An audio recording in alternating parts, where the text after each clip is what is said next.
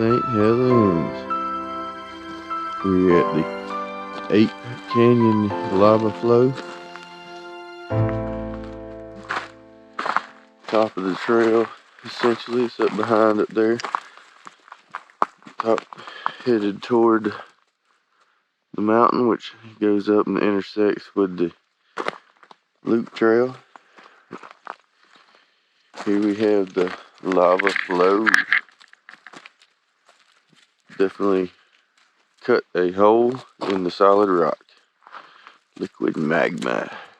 But we're going to start our descent. We made it up this morning to within 5 minutes of the sunrise, thankfully.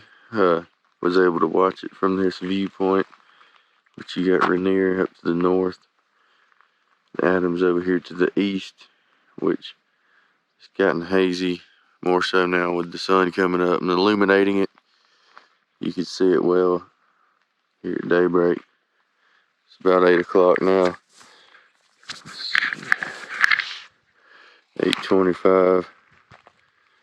Sun rose. It was about 6:45 or so. We've been sitting here, ate a little breakfast, enjoying the view this morning. Dang nice morning. Just sitting here, there's been virtually no wind. It's been crazy. But, you know, this is about 4,000 feet, 4,100. The top of the mountain up there now, the declared height. I think it's just a little over 8,000. So you're looking at 4 more thousand feet to get to the top of up there. And up there, as close as it looks, is still 2 miles from right here. Which if you look back this way, you can see down there in the bottom of the valley, that also is approximately 2 miles. Looks a whole lot farther than right there. The ascent trail that goes up, it comes up the other side on the south side to climb the mountain, which the loop trail is up here, right over there. I think that's trail 216, I believe. But it loops all the way around the mountain. I think it's 33 miles, which you got the Windy Ridge straight over there, over those 2 little mountains in front of us. There's a roadbed that goes around it, a forest road, where it intersects onto the loop trail. But it's a pretty nice hike. It's 5 miles from the Ape Canyon parking lot to here. And we huffed it up this morning. We started about 4:30. Got up here. Wish we had us a couple breaks and stuff along the way. We didn't try too hard, but anyway, we wanted to definitely be here. But it's been great. Ready, BT? Okay. We're going down. We're going down. Okay. Let's go this way. Let's go this way. Okay.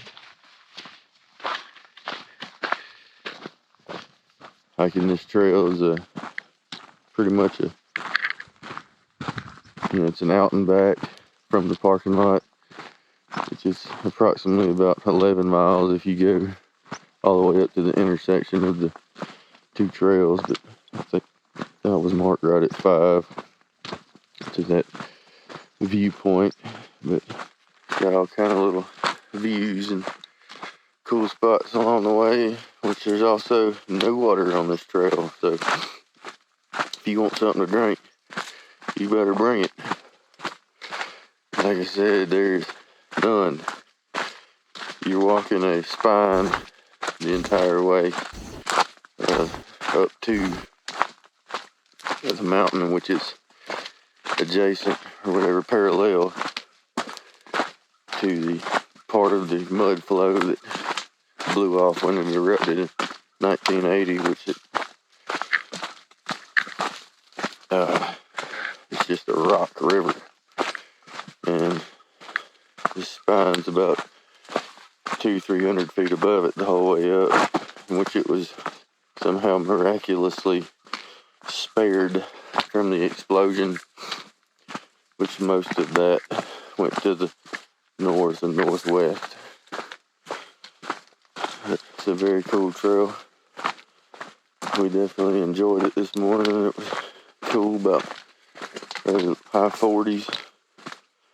And again, there's just been no wind. It's just been deathly silent. You can hear Churchmouth Creek a long ways. But it's just really cool because you walk in this basically virgin, mature, northwestern woods all along this ridge, and you get into some really big firs and big cedars. It's cool.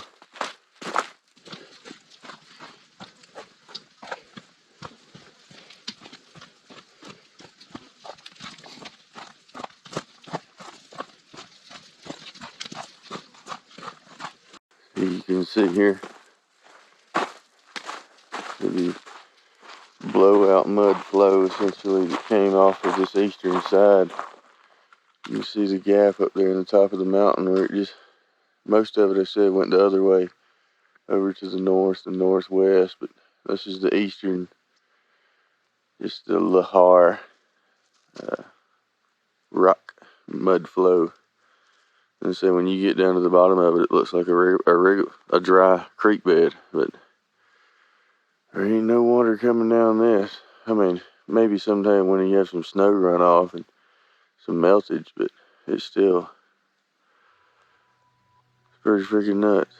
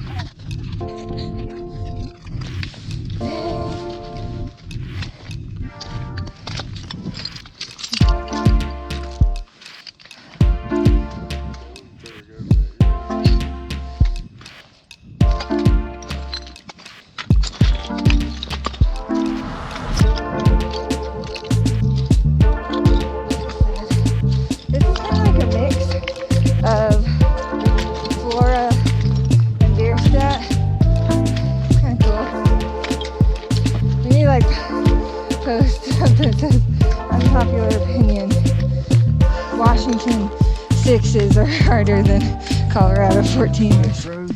Yeah.